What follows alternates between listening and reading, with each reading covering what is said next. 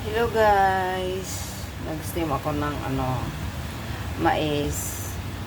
Nung nakaraang linggo ko pa ito na bili at ngayon ko pa lang na isipang magluto niyan. Gawin ko itong salad. May naman dyan, may sauce. Yung yung puti. Masarap yan. Matamis itong puti. Mahal lang kasi. Yung isa, sweet corn, itong yellow. Matamis din yan. Yung isa, parang itim. Anong kulay yan? Or maroon. Ano ba?